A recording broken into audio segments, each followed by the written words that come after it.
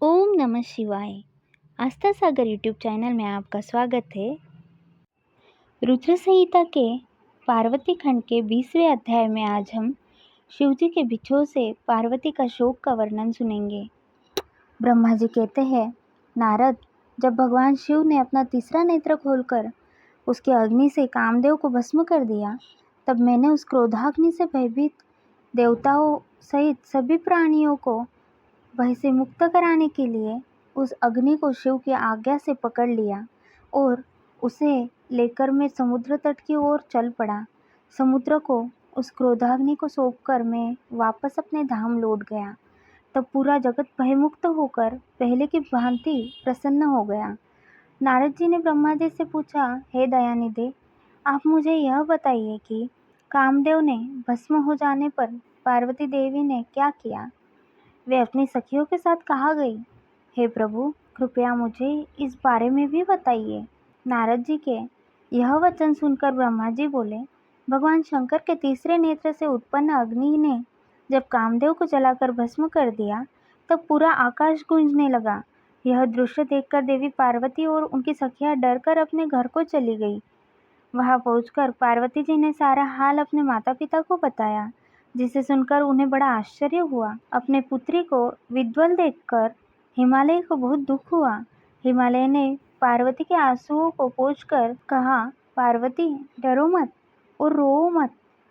तब हिमालय ने अपनी पुत्री को अनेकों प्रकार से सांत्वना दी। कामदेव को भस्म करने के उपरांत शिवजी वहां से अंतर्धान हो गए। तब शिवजी को वहां न पाकर पार्वती अत्यंत व्याकुल हो गई। उनकी नींद और चैन जाते रहे। वे दुखी और बेचैन रहने लगी। उन्हें कहीं भी सुख शांति का अनुभव नहीं होता था।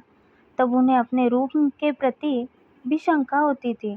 पार्वती सोचती कि क्यों मैंने अपनी सखियों द्वारा समझाने पर भी कभी ध्यान नहीं दिया। देवी पार्वती सोते जागते, खाते पीते, नहाते धोते, चलते फिरते और अपनी सखियों के साथ होते हुए भी सिर्फ महादेव जी का ही ध्यान और चिंतन करती थी। इस प्रकार उसका मन शिवजी के बिछोह की वेदना सहन नहीं कर पा रहा था। वे शारीरिक रूप से अपने पिता के घर और हृदय से भगवान शंकर के पास रहती थी। शोक में डूबी पार्वती बार बार मूर्छित हो जाती थी। इससे गिरिराज, हिमालय और उनकी पत्नी मैना बहुत दुखी रहती थी। वे पार्वती को समझाने की बहुत कोशिश करते थे, परंतु पार्वती का ध्यान शिवजी की ओर से जरा भी नहीं हटता था। हे देवर्षि नारद, एक दिन देवराज इंद्र की इच्छा से आप घूमते हुए हिमालय पर्वत पर आए। तब शैलराज हिमालय ने आपका बहुत आदर सत्कार किया और आपका कुशल मंगल पूछा। आपको उत्तम आसन पर बिठाकर हिमालय ने सारा वृत्तांत सुनाया। हिमालय ने बताया कि किस प्रकार पार्वती जी ने महादेव जी की सेवा आरंभ की। इसके बाद अपनी पुत्री के शिव पूजन से लेकर कामदेव के भस्म होने तक की सारी कथा आपको सुनाई। यह सब सुनकर आपने गिरिराज हिमालय से कहा कि आप भगवान शिव का भजन करें।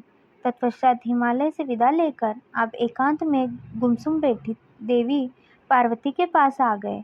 तब उनका हित करने की इच्छा से आपने उन्हें इस प्रकार सत्य वचन कहे। आपने कहा, हे पार्वती, तुम मेरी बातें ध्यानपूर्वक सुनो। तुम्हारी यह दशा देखकर ही मैं तुमसे यह बात कर रहा हूँ। तुमने हिमालय पर्वत पर पधारे महादेव जी की सेवा की, परंतु तुम्हारे मन में कहीं न कहीं अहंकार का वास हो गया था। शिव भक्तवत्सल है। वे अपने भक्तों पर सदैव अपनी कृपा दृष्टि बनाए रखते हैं। वे विरक्त और महायोगी है।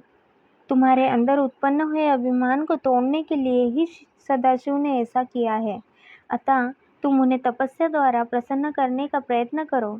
तुम चिरकाल तक उत्तम भक्ति भाव से उनकी तपस्या करो। तुम्हारी तपस्या से प्रसन्न होकर महादेव जी निश्चय ही तुम्हें अपने सहधर्मिणी बनाना स्वीकार करेंगे। यही शिव जी को पति रूप में प्राप्त करने का एकमात्र साधन है। हे नारद, आपकी यह बात सुनकर देवी शिवा हर्षित होते हुए इस प्रकार बोली, हे मुनिश्रेष्ठ, आप सब कुछ जानने वाले तथा इस जगत का उपकार करने वाले हैं। अतः आप शिवजी की आराधना के लिए मुझे कोई मंत्र प्रदान करें।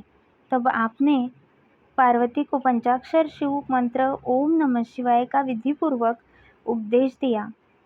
इसके प्रभाव का वर्णन करते हुए आपने कहा, यह मंत्र सब मंत्रों का राजा है और सभी कामनाओं को पूरा करने वाला है। यह मंत्र भगवान शिव को बहुत प्रिय है। यह साधक को भोग और मोक्ष प्रदान करने वाला है। इस पंचाक्षर मंत्र का विधि पूर्वक व नियम पूर्वक जाप करने से शिवजी के साक्षात दर्शन होते हैं। देवी, इस मंत्र का विधि पूर्वक जाप करने से तुम्हारे आराध्य देव करुणानिधान भगवान शिव शीघ्र ही तुम्हारे समक्ष प्रकट हो जाएंगे। अतः तुम शुद्ध हृदय से शिवजी के चरणों का चिंतन करती हुई इस महामंत्र का जाप करो। इससे तुम्हारे आराध्य देव संतुष्ट होकर तुम्हें दर्शन देंगे। अब देवी पार्वती, तुम इस मंत्र को जपते हुए शिवजी की तपस्या करो। इससे महादेव जी वश में हो जाते हैं। उत्तम भाव से की गई तपस्या से भी मनोवांछित फलों की प्राप्ति होती है। ब्रह्मा जी बोले, नारद, तुम भगवान शिव के प्रिय भक्त हो। तुम अपनी इच्छानुसार जगत भ्रमण करते हो। तुमने देवी पार्वती को सभी कुछ समझाकर देवताओं के हित का कार्य किया। तत्पश्चात तुम स्वर्गलोक को चले गए। तुम्हारी बात सुनकर देवी पार्वती बहुत प्रसन्न हुई। 20वां अध्याय समाप्त। ओम नमः शिवाय।